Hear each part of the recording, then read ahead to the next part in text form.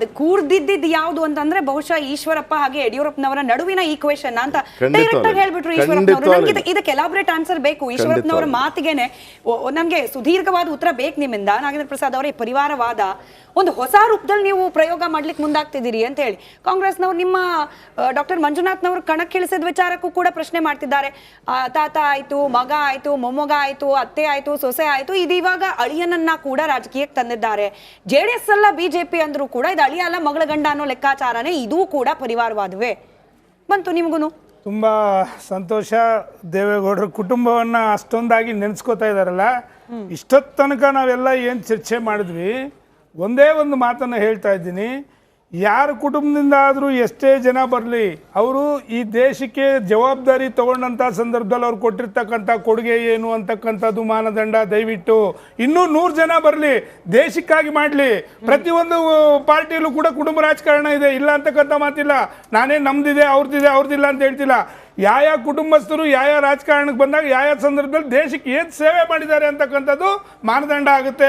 ನಾವು ಹುಟ್ಟಿರೋದೇ ದೇಶ ಸೇವೆ ಮಾಡೋದಕ್ಕೆ. ಹೌದು, ನಮ್ಗೆ ಎಕ್ಸ್ಪೀರಿಯನ್ಸ್ ಇದೆ. ನಿಖಿಲ್ ಕುಮಾರಸ್ವಾಮಿ ಅವರು ಚುನಾವಣಾ ಈ ದೇಶಕ್ಕೆ ಕೊಟ್ಟ ಸಾಧನೆ ಏನು? ಇನ್ನೂ ಒಂದು ಮಾತು ಹೇಳ್ತಾರೆ ಸರ್, ಒಂದು ನಿಮಿಷ ಸರ್, ಒಂದು ನಿಮಿಷ. ಆಮೇಲೆ ಕಾಂಗ್ರೆಸ್ ವಕ್ತಾರರು ಹಿರಿಯರೆಲ್ಲ ಹೇಳ್ತಾ ಇದ್ರು 224 ಕ್ಷೇತ್ರ ಇದೆ. 224 ಕ್ಷೇತ್ರ ನಾವೇನು ನಿಂತಿಲ್ಲ, 4-5 ಕ್ಷೇತ್ರ ನಿಂತಿರ್ತಕ್ಕಂಥದ್ದು. ಮಿಕ್ಕಿದ 220 ನೆಲೆ ಬಿಟ್ಬಿಡ್ತೀರಾ ಹಾಗಾದ್ರೆ? ಮಿಕ್ದವರೆಲ್ಲ ಇಲ್ವಾ? ಮತ್ತು ಒಂದು ಮಾತನ್ನು ಹೇಳ್ತಾ ಇದ್ದೀನಿ ನಿಮಗೆ, ಪದೇ ಹೇಳ್ತಾ ಇದ್ದೀನಿ. ದೇಶದ ಪ್ರತಿಯೊಂದು ಪಕ್ಷದಲ್ಲೂ ಕೂಡ ಕುಟುಂಬ ರಾಜಕಾರಣ ಅಂತಕ್ಕಂಥದ್ದು ಸಹಜ. ಆದರೆ ಯಾವುದೇ ಕುಟುಂಬ ಬಂದಂತ ಸಂದರ್ಭದಲ್ಲಿ ಈ ದೇಶಕ್ಕಾಗಿ ಕೆಲವರು ಕುಟುಂಬಗಳು ಬಂದಿದೆ, ದೇಶ ದೋಚ್ಕೊಂಡು ಹೋಗ್ತಾ ಇದ್ದಾರೆ. ಇಡೀ ಆಸ್ತಿಗಳನ್ನ ಅವ್ರ ಮನೆಗಳಲ್ಲೇ ಇಟ್ಕೋತಾ ಇದ್ದಾರೆ. ಈಗ ಪರಿವಾರವಾದದ ಬಗ್ಗೆ ಮಾತಾಡುವಾಗ ಪರಿವಾರವಾದ ಯಾವುದೇ ಆದ್ರೂ ತಪ್ಪು ಅಂತ ಹೇಳ್ಬೇಕು ಒಂದು, ಅಥವಾ ಎಲ್ಲ ಪರಿವಾರವಾದ ಸರಿ ಅದನ್ನ ಹೇಳಬೇಕು. ನೀವು ಒಂದ್ ನಿಮಿಷ ಸೆಲೆಕ್ಟಿವ್ ಆಗಿ ಹೇಳ್ತಿರಲ್ಲ, ದೇವೇಗೌಡ ಸಾಧನೆ ಮಾಡಿದ್ರೆ ಅದಕ್ಕೆ ಅವ್ರ ಮಗನ ಬರಬೇಕು, ಮೊಮ್ಮಗನ ಬರಬೇಕು, ಮೊಮ್ಮಗನ ಬರಬೇಕು ಅಂತ ಒಂದ್ ಮಾತನ್ನ ಹೇಳ್ತೀರಿ. ನಿಮ್ಮ ಪರಿವಾರವಾದವನ್ನೇ ಇದನ್ನ ನಿಮ್ಮನ್ನೇ ಟೀಕೆ ಮಾಡಿದ್ರು ನಿಮ್ಮ ಪಕ್ಕ ಕೂತಿದ್ದಾರೆ. ದೇವೇಗೌಡರು ಕುಮಾರಸ್ವಾಮಿ ಅಪ್ಪ ಮಗನ ಪಕ್ಷ ಟೀಕೆ ಮಾಡಿ ನಿಮ್ಮ ಪಕ್ಕನೇ ಕೂತಿದ್ದಾರೆ, ಅವ್ರ ಪಕ್ಕ ನೀವು ಕೂತಿದ್ದೀರಿ. ಅವ್ರು ಏನ್ ಹೇಳ್ತಾರೆ ಇವತ್ತು?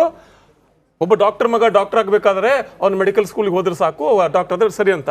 ಆ ಮೆಡಿಕಲ್ ಸ್ಕೂಲ್ಗೆ ಮೆರಿಟ್ ಸೀಟಲ್ಲಿ ಹೋದ್ನಾ, ಮ್ಯಾನೇಜ್ಮೆಂಟ್ ಸೀಟಲ್ಲಿ ಹೋದ್ನಾ, ಕ್ಯಾಪಿಟೇಷನ್ ಅಲ್ಲಿ ಹೋದ್ನಾ, ಡೊನೇಷನ್ ಕೊಟ್ಟು ಹೋದ್ನಾ, ಅಥವಾ ಮೆಡಿಕಲ್ ಕಾಲೇಜ್ ಚೇರ್ಮನ್ ಮಗನ ಅವನು, ಎಲ್ಲವೂ ಕೌಂಟ್ ಆಗುತ್ತೆ. ತುಂಬಾ ಒಳ್ಳೆ ಪ್ರಶ್ನೆ, ಎಲ್ಲ ಕೌಂಟ್ ಆಗುತ್ತೆ. ಹೀಗಾಗಿ ನಾನು ಕೇಳೋದು ನಿಮ್ ಇಬ್ರು ಮಿತ್ರ ಪಕ್ಷ ಕೇಳೋದಂದ್ರೆ ಪರಿವಾರವಾದ ಅಂದ್ರೆ ಗಾಂಧಿ ಕುಟುಂಬ ಪರಿವಾರವಾದವನ್ನು ಟೀಕೆ ಮಾಡುವವರು, ದೇವೇಗೌಡ ಕುಟುಂಬದ ಪರಿವಾರವಾದವನ್ನು ಟೀಕೆ ಮಾಡಬೇಕು, ಯಡಿಯೂರಪ್ಪ ಅವರ ಪರಿವಾರವನ್ನು ಟೀಕೆ ಮಾಡಬೇಕು, ಸಿದ್ದೇಶ್ವರ ಅವರ ಪರಿವಾರವಾದನ್ನು ಟೀಕೆ ಮಾಡಬೇಕು, ಜಾರಕಿಹೊಳಿ ಪರಿವಾರವಾದನ್ನು ಟೀಕೆ ಮಾಡಬೇಕು. ಒಂದು ನಿಮಿಷ, ನೀವು ಕೇಳಿರ್ತಕ್ಕಂಥ ಪ್ರಶ್ನೆ ಎಂತ ಉತ್ತಮವಾದ್ದು ಅಂತಂದ್ರೆ ಇದು ಪ್ರಜಾಪ್ರಭುತ್ವ ಸರ್. ನನಗೂ ನಿಂತ್ಕೊಳ್ಳೋಕೆ ಅರ್ಹತೆ ಇದೆ, ನಿಮಗೂ ಇದೆ, ನಿಮ್ಮ ಮನೆಯವ್ರಿಗೂ ಇದೆ, ಅವ್ರ ಮನೆಯವ್ರಿಗೂ ಇದೆ, ಇವ್ರ ಮನೆಯವ್ರಿಗೂ ಇವ್ರ ಮನೆಗಿದೆ. ಆಯ್ಕೆ ಮಾಡ್ತಕ್ಕಂಥವ್ರು ಈ ದೇಶದ ಪ್ರಜೆಗಳು. ನಿಮಗೆ ಇಷ್ಟ ಇಲ್ಲ ಅಂದ್ರೆ ತೆಗೆದಾಕ್ತಾರೆ. ನಾವು ಯಾರನ್ನೂ ಟೀಕೆ ಮಾಡಿಲ್ಲ. ನಿಮಗೆ ನಿಮ್ಮದೇ ಪಕ್ಷದ ವರಿಷ್ಠರು ಕೂಡ ಜೈ ಜೈ ಅಂತ ಹೇಳ್ತಿರೋ ಮೋದಿ ಅವರೇ ಪರಿವಾರವಾದ ಯಾವ ವೇದಿಕೆ ಬಿಟ್ಟಿದ್ದಾರೆ? ಯಾವ ವೇದಿಕೆ ಬಿಟ್ಟಿದ್ದಾರೆ? ಈಗ ಉದಾಹರಣೆಗೆ ಒಂದು ಮಾತು ನಾನು ಹೇಳ್ತಾ ಇದ್ದೀನಿ. ಇವತ್ತು ನಮ್ಮ ಡಾಕ್ಟರ್ ಮಂಜುನಾಥ್ ಅವರು ಬೆಂಗಳೂರು ಗ್ರಾಮಾಂತರಕ್ಕೆ ನಿಂತ್ಕೊಳ್ಳೋ ಸಂದರ್ಭದಲ್ಲಿ ರಾಮನಗರದ MLA ಒಂದು ಮಾತು ಹೇಳ್ತಾರೆ. ನಮ್ಮ ರಾಮನಗರದ MLA ಇಕ್ಬಾಲ್ ಅವರು ಒಂದು ಮಾತು, ಒಳ್ಳೆ ಮಾತಿದೆ. ಯಾಕೆ ಗಂಡಸ್ತಾನ ಏನೋ ಗಂಡಸರಿಲ್ವಾ ಏನೋ ಅಂತ ಹೇಳಿ. ಮತ್ತೆ ಅಮೇಥಿ ಬಿಟ್ಬಿಟ್ಟು ರಾಹುಲ್ ಗಾಂಧಿನ ಯಾಕೆ ಇಲ್ಲಿ ಕರ್ಕೊಂಡ್ಬಂದು ನಿಲ್ಸ್ಕೊಂಡ್ರು? ಇದು ಪ್ರಜಾಪ್ರಭುತ್ವ ರೀ. ಇದ್ರ ಬ್ಯೂಟಿನೇ ಅಷ್ಟು. ಪ್ರತಿಯೊಬ್ಬ ನೀವು ಕಟ್ಟ ಕಡೆಯ ಪ್ರಜೆ ಕೂಡ ಇಲ್ಲಿ ನಿಂತ್ಕೋಬಹುದು, ಅವ್ರ ಮನೆಯವ್ರು ನಿಲ್ಸ್ಬೋದು, ಮಕ್ಕಳು ನಿಲ್ಸ್ಬೋದು. ನಾನು ಬಸವರಾಜ್ ಇಟ್ನಾಳ್ ಸರ್ನ ಕೇಳ್ತೀನಿ. ಬಸವರಾಜ್ ಸರ್, ಈಗ ನೋಡಿ ಈ ಪರಿವಾರವಾದ ಇದೆಲ್ಲವೂ ಕೂಡ ಗಮನಿಸ್ತಾ ಇದ್ದೀವಿ. ಈಗ ಟಿಕೆಟ್ ಘೋಷಣೆ ಆದ ಬಳಿಕ ಇಲ್ಲಿ ಪಕ್ಷಗಳು ಪರಿವಾರವಾದವನ್ನು ನೋಡಿ ಅಭ್ಯರ್ಥಿ ಅಂತ ಘೋಷಣೆ ಮಾಡ್ತಾರಾ, ಅಥವಾ ಅವರ ರಿಪೋರ್ಟ್ ಕಾರ್ಡನ್ನು ನೋಡಿ ಅಭ್ಯರ್ಥಿ ಅಂತ ಘೋಷಣೆ ಮಾಡ್ತಾರಾ, ಅಥವಾ ಅವರ ಕೆಲಸಗಳನ್ನು ನೋಡಿ ಘೋಷಣೆ ಮಾಡ್ತಾರಾ? ಅಶೋಕ್ ಗೌಡ್ರು ಆಗಲೇ ಒಂದು ಮಾತನ್ನು ಸೂಕ್ಷ್ಮ ಹೇಳಿದರು. ಅಲ್ಲೇನೋ ಕೆಲವೊಂದು ಮ್ಯಾಥಮೆಟಿಕ್ಸ್ ಮ್ಯಾಚ್ ಆಗಲ್ಲ ಅಂಥೇಳಿ. ಏನು ಮ್ಯಾಥಮೆಟಿಕ್ಸ್ ಮ್ಯಾಚ್ ಆಗೋದು? ಅಥವಾ ಅಭ್ಯರ್ಥಿಗಳನ್ನ ಆಯ್ಕೆ ಮಾಡುವಾಗ ಒಂದು ಪರಿವಾರದ ಹೆಸರಿದೆ ಅಂತ ಆಯ್ಕೆ ಮಾಡ್ತಾರ. ಪರಿವಾರದ ಹೆಸರು ಬರೀ ಪರಿವಾರದ ಹೆಸರು ಮಾತ್ರ ಅಲ್ಲ, ಅದಕ್ಕೊಂದು ಬ್ರ್ಯಾಂಡ್ ವ್ಯಾಲ್ಯೂ ಇರ್ತದೆ, ಅದು ಮಾರ್ಕೆಟಿಂಗ್ ಗಿಮಿಕ್ ಕೂಡ ಅದು. ಅದ್ರ ಜೊತೆಗೇನೆ ಒಂದು ಪೊಲಿಟಿಕಲ್ ಬ್ಯಾಕ್ ಬೋನ್ ಇರ್ತದೆ, ಹಿಂದೆ ಒಂದು ಪೊಲಿಟಿಕಲ್ ಸಿಸ್ಟಮ್ ಇರ್ತದೆ, ಕೇಡರ್ ಇರ್ತದೆ ಒಬ್ಬ ದೊಡ್ಡ ನಾಯಕನಿಗೆ.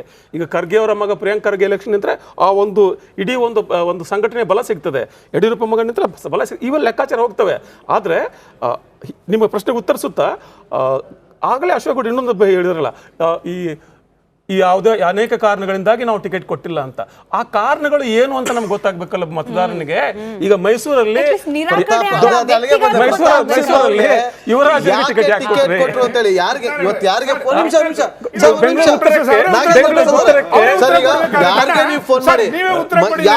ಫೋನ್ ಮಾಡಿ ಇವತ್ತು ಹೌದು ಮೈಸೂರಲ್ಲಿ ಯಾಕೆ ಟಿಕೆಟ್ ಮಿಸ್ ಆಗಿದ್ದು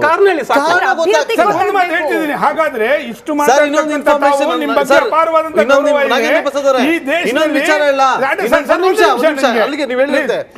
ಪ್ರತಾಪ್ ಸಿಂಹ ಅವ್ರು ರಿಪೋರ್ಟ್ ಕಾರ್ಡ್ ಇಟ್ಕೊಂಡು 2 ತಿಂಗಳಿಂದ ದಿಲ್ಲಿನ ಕಳೆದಿದ್ದಾರೆ. ವರಿಷ್ಠರು ಅವ್ರ ಕೈಗೆ ಸಿಕ್ಕಿಲ್ಲ. ರಿಪೋರ್ಟ್ ಕಾರ್ಡ್ ಅವ್ರ ಕೈ ಕೊಟ್ಟು ನನ್ನ ಕಳೆದ 10 ವರ್ಷಗಳ ರಿಪೋರ್ಟ್ ಕಾರ್ಡ್ ಇದು ಅಂತೇಳಿ ಅದನ್ನ ಎಕ್ಸ್ಪ್ಲೈನ್ ಮಾಡೋದಕ್ಕೆ 2 ತಿಂಗಳಿಂದ ನಾಯಕರು ಅವ್ರ ಕೈಗೆ ಸಿಕ್ಕಿಲ್ಲ ಅಂತ ನಮ್ಗೊಂದಿರೋ ಮಾಹಿತಿ. ಅಂದ್ರೆ ವೈಯಕ್ತಿಕವಾಗಿ ಸೆಷನ್ ಅಲ್ಲಿ ಸಿಕ್ಕಿರ್ಬೋದು, ಅದು ಬೇರೆ. ವೈಯಕ್ತಿಕವಾಗಿ ಹೋಗಿ ರಿಪೋರ್ಟ್ ಕಾರ್ಡ್ ಕೊಡೋದಕ್ಕೂ ಕೂಡ ಆಗಿಲ್ಲ ಅಂತಂದ್ರೆ ಇದು ಯಾವ ಬೆಳವಣಿಗೆ, ಏನ್ ಕಾರಣ? ನಾವು ಹೇಳ್ತಾರೆ ಫೋನ್ ಮಾಡಿ ಕೆಲವರು ಹೇಳ್ತಾರೆ. ಒಂದು ಮಾತು ಒಂದು ಅವ್ರಿಗೊಂದು ನನ್ನ ಪ್ರಶ್ನೆ ಇಟ್ನವ್ರಿಗೆ ಇದೆ ನೋಡಿ.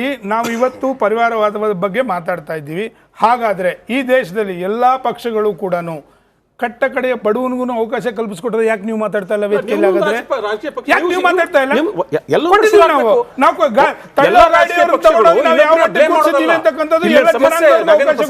ಈ ದೇಶದ ಸಮಸ್ಯೆ ಅಂದ್ರೆ ಪ್ರತಿಯೊಂದು ರಾಜಕೀಯ ಪಕ್ಷ ಮಾಡಬೇಕಾದ ಕೆಲಸವನ್ನು ಮಾಡಿಲ್ಲ ಅಂತ ಹೇಳಿ ಇನ್ನೊಂದು ಪಕ್ಷವನ್ನು ಬ್ಲೇಮ್ ಮಾಡ್ತದೆ, ತಾನು ಮಾಡೋದಿಲ್ಲ.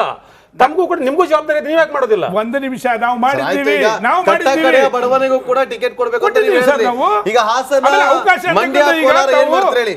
ಕಳೆದ ಬಾರಿಯ ವಿಧಾನಸಭಾ ಚುನಾವಣೆಯಲ್ಲಿ ಕಾರ್ಯಕರ್ತರು ಅಂತ ಹೇಳ್ಕೊಂಡ್ ಬಂದ್ರಿ. ಈಗ ಕೋಲಾರ, ಮಂಡ್ಯ, ಹಾಸನ ಏನ್ ಮಾಡ್ತೀರಿ ಹೇಳಿ? ಒಂದು ನಿಮಿಷ, ನಿಮಗೆ ಕೋಲಾರ, ಮಂಡ್ಯ, ಹಾಸನ ಅಂತಕ್ಕಂಥದ್ದು ಅಫಿಷಿಯಲ್ ಆಗಿ ಇನ್ನೂ ಅನೌನ್ಸ್ ಆಗಿಲ್ಲ. ಯಾಕೆಂತಂದ್ರೆ ಒಂದು ನಿಮಿಷ ಹೇಳಿ, ಇನ್ನು ಯಾಕೆಂತಂದ್ರೆ 20-8 ಇನ್ನೂ ಬಾಕಿ ಇದೆ. ಇನ್ನು ಕುಮಾರಣ್ಣ ಇನ್ನೂ ಒಂದು ಮಾತು ಹೇಳಿದ್ದಾರೆ, 5 ಬೇಕಾದ್ರೂ ತಗೊಳ್ಳಿ ಅಂತಕ್ಕಂಥ ಮಾತನ್ನು ಹೇಳಿದ್ದಾರೆ ಅನ್ನೋದನ್ನ ಸ್ಪಷ್ಟವಾಗಿ ಹೇಳಿದ್ದಾರೆ. ಈ ದೇಶದ ಭವಿಷ್ಯವನ್ನು ನಾವು ಯೋಚನೆ ಮಾಡ್ತಾ ಇದ್ದೀವಿ. ದೇಶದ ಮುಂದಿನ ದಿನಗಳಲ್ಲಿ ಭವಿಷ್ಯ ಏನಾದರೂ ಒಳ್ಳೆ ರೀತಿಯಲ್ಲಿ ಆಗಬೇಕು ಅಂತಂದ್ರೆ ಈ ದೇಶದ ಪ್ರಧಾನಿ ಮತ್ತೆ ಶ್ರೀಮಾನ್ ನರೇಂದ್ರ ಮೋದಿ ಅವರು ಆಗಬೇಕು. ಒಂದೊಂದು ಸೀಟ್ ಕುಮಾರಸ್ವಾಮಿ ಪಕ್ಷ ಉಳಿಸಿ ಅಂತ ಕೇಳ್ಕೊಂಡ್ರು. ಒಂದು ನಿಮಿಷ ನಮ್ಮ ಕಾರ್ಯಕರ್ತರ ಬಗ್ಗೆ ನಾವು ಏನಾದ್ರೂ ಮಾತಾಡ್ತೀವಿ, ನಮ್ಮ ಇಂಟರ್ನಲ್, ನಮ್ಮ ಪಕ್ಷದ ಆಂತರಿಕ ವಿಚಾರಗಳು 108 ಇರುತ್ತೆ, ಇವ್ರ ಪಕ್ಷದ 108 ಇರುತ್ತೆ, ಅವ್ರ ಪಕ್ಷದ 108 ಇರುತ್ತೆ. ಹಾಗಾದ್ರೆ ಬೇರೆ ಪಕ್ಷಗಳಲ್ಲಿ ವಿಚಾರ ಯಾರು ಮಾತಾಡಿಲ್ಲ ಕಾರ್ಯಕರ್ತರ ಬಗ್ಗೆ? ನಿಮಗೆ ಪಕ್ಷವನ್ನು 3 ಕ್ಷೇತ್ರ ಬಿಟ್ಕೊಡೋದಕ್ಕೆ ತೀರ್ಮಾನ ಆಗಿದೆ. ಒಂದು ನಿಮಿಷ ಹಾಗಾದ್ರೆ ಹಿಂದಿಗೆ ತಗೊಂಡೋಗಿ ನೀವು ನಮ್ದು ಮೊನ್ನೆ ಗೆದ್ದಿದ್ದು ಹಾಸನ ಒಂದೇ, ಅವತ್ತೇ ನಾವೇ ಅದೇ ಮಾತು ಕೇಳಿದ ಪಕ್ಷ ಉಳಿಸ್ಕೊಳ್ಳಿ ಅಂತೇಳಿ. ನಮ್ಮ ಕಾರ್ಯಕರ್ತರು ಉಳಿಸ್ಕೊಳ್ಳೋದಕ್ಕೆ ನಮ್ಮ ಕಾರ್ಯಕರ್ತರಿಗೆ ನಾವು ಏನ್ ಬೇಕಾದ್ರೂ ಕೇಳ್ಕೋತೀವಿ, ಅದು ನಮ್ಮ ಜವಾಬ್ದಾರಿ. ಒಂದು ಮಾತನ್ನು ಹೇಳ್ತಾ ಇದ್ದೀನಿ, ಈ ದೇಶದ ಮುಂದಿನ ಭವಿಷ್ಯವನ್ನು ರೂಪಿಸಬೇಕು ಅಂದ್ರೆ ಶ್ರೀಮಾನ್ ನರೇಂದ್ರ ಮೋದಿ ಅವ್ರಿಗೆ ಒಬ್ಬರಿಗೇನೆ ಈ ದೇಶದಲ್ಲಿ ಮುಂದಿನ ದಿನಗಳಲ್ಲಿ ಉತ್ತಮ ದಾರಿ ತಗೊಳ್ಳೋದಕ್ಕೆ. ಒಂದು ನಿಮಿಷ,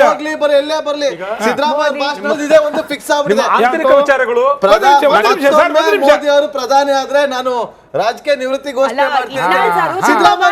ಒಂದು ನಿಮಿಷ, ಹಾಗಾದ್ರೆ ಇದಕ್ಕೆ ನೀವೊಂದು ಉತ್ತರ ಕೊಡ್ತೀರಾ? ಯಾವ ಒಂದು ಸನ್ಮಾನ್ಯ ಮುಖ್ಯಮಂತ್ರಿಗಳಂತ ಅಪಾರವಾದಂತ ಗೌರವ ಇದೆ, ಆ ಮನೆಯಿಂದನೇ ನಾನು ಬಂದ ಅವ್ರ ಹತ್ರ ಕೂಡ ರಾಜಕಾರಣ ಕಲ್ತಿದ್ದೀನಿ. ಯಾವ ಪಕ್ಷವನ್ನು ಇಷ್ಟು ದಿನ ಬೈತಾ ಇದ್ರು ಅವರು? ಯಾವ ಪಕ್ಷದಲ್ಲಿದ್ರು? ದಳದಲ್ಲಿ ತಾನೇ ಇದ್ದಿದ್ದು.